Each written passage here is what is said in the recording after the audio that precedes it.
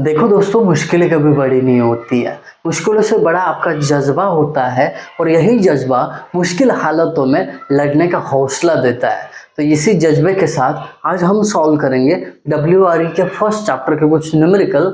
बैठ के आराम से अपने अपने घर और आपके साथ रहेंगे आपके अपने अविनाश सर। तो देर किस बात की है, फटाफट शुरू कर देते हैं आज का लेक्चर।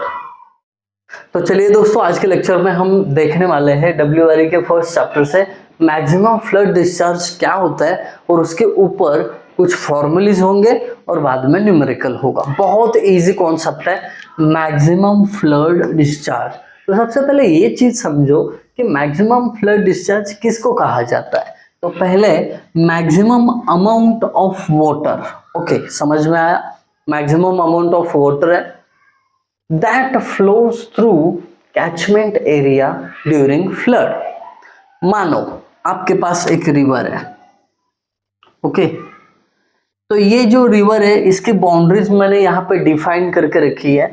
तो इस बाउंड्री के अंदर का जो भी आपका एरिया है इसको बोलते हैं कैचमेंट एरिया। तो इस कैचमेंट एरिया में कितना maximum amount of water flow हो सकता है, समझो यहां से 100 मीटर क्यूब पर सेकेंड इतना मैक्सिमम फ्लो हो रहा है। तो उसका मैक्सिमम फ्लड डिस्चार्ज मतलब उसकी कैपेसिटी डिफाइन कर रहे हैं हम कि ये जो रिवर है इसके कैचमेंट से 100 मीटर क्यूब पर सेकेंड इतना फ्लो हो सकता है। मतलब मैक्सिमम कितना अमाउंट ऑफ वाटर फ्लो हो सकता है ये डिटरमाइन करना मतलब मैक्सिमम फ्लड डिस्चार्ज है। बहुत सारे बच्चों को मैंने देखा है MFD डेफिनेशन फॉर्मूले सब ओके होता है, बट जब कॉन्सेप्ट की बारी आती है ना तो एकदम फंस हो जाते हैं। तो यहाँ पे कॉन्सेप्ट आपको पता होना चाहिए, इसके लिए मैंने बता दिया कि कैचमेंट एरिया की वाटर स्टोर करने की जो कैपेसिटी है उसको हम क्या बोलते हैं, मैक्सिमम फ्लड डिस्चार्ज। सो ये समझ में आ गया होगा। तो इसको कैलकुलेट करने के कुछ तरीके हैं, कुछ फॉर्मूलीज है, शॉर्ट में समझा देता हूँ। इंग्लिश फॉर्मूला है। अब ये इंग्लिश नाम के साइंटिस्ट जो है उन्होंने इन्वेंट किया, इसके लिए उन्होंने खुद का नाम रख लिया। आप कुछ इन्वेंट करिए, आपका नाम रखिए, कौन मना करेगा, ठीक है। अब ये ज्यादातर यूज कहाँ पे होता है, वेस्टर्न महाराष्ट्र के रीजन में, नहीं तो गुजरात में, जहाँ पे आपको फैन शेप्ड कैचमेंट दिखाई देंगे। अब फैन शेप्ड कैचमेंट मतलब क्या, देखिए ये ऐसे कैचमेंट, कुछ इसका आकार ऐसे बनता हो, फैन आपने देखा हो, है ना, इसके जैसा अगर इसका शेप बन रहा है तो उसको फैन शेप्ड बोलते हैं। तो वो फैन हमें थोड़ा सा इरेज भी करना पड़ेगा। अपना डस्टर यहाँ पे है, कर दिया मैंने, ये भी कर देता हूँ, ठीक है। तो इंग्लिश फॉर्मूला कहता है कि आप डिस्चार्ज निकाल सकते हो 125 into catchment area A upon √A + 10.24। अब यहाँ पे A मतलब कैचमेंट एरिया है, वो हमेशा किलोमीटर स्क्वायर इस यूनिट में होना जरूरी है। अगर नहीं है न्यूमेरिकल में तो उसको कन्वर्ट करना पड़ता है, दैट्स इट। सेकेंड फॉर्मूला है डाइकिन्स फॉर्मूला, C मतलब constant into catchment area raise to 3/4। यहाँ पे C मतलब कांस्टेंट, वो 2 से लेकर 40 तक कोई भी वैल्यू दे सकते हैं, मैक्सिमम न्यूमेरिकल में ही दिया रहता है। अगर नहीं दिया तो 2 से लेकर 40 तक कोई भी वैल्यू आप अज्यूम कर सकते हो। A जैसे मैंने बताया कैचमेंट एरिया, खोसला's फॉर्मूला, खोसला नाम के साइंटिस्ट उनका फॉर्मूला है तो उनका नाम।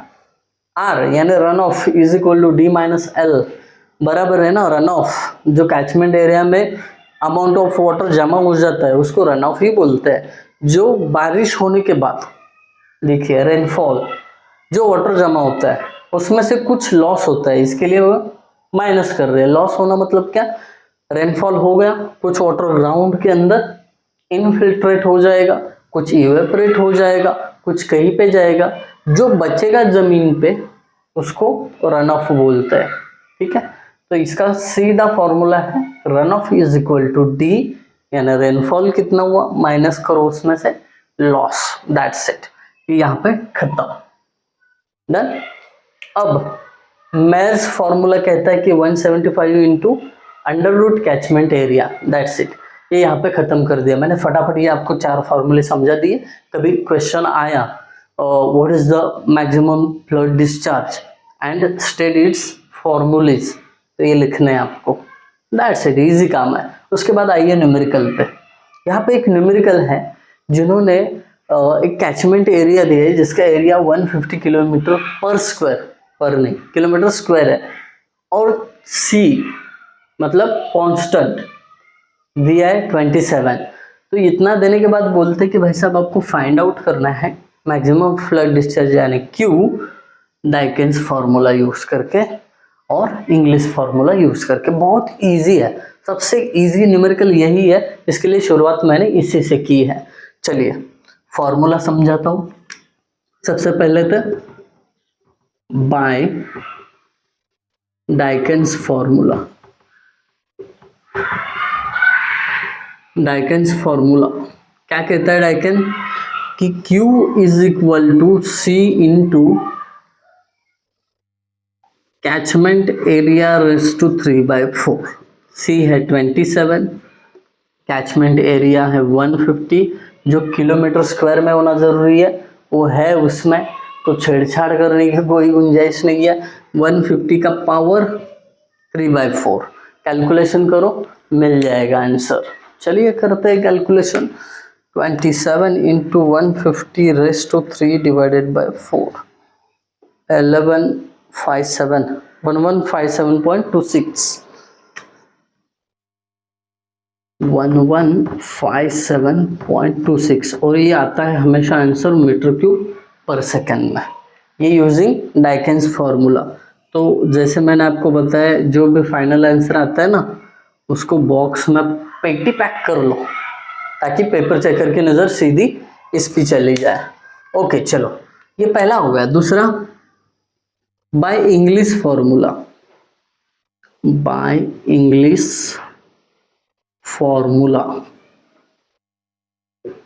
ठीक है इंग्लिश फॉर्मूला यही पे है।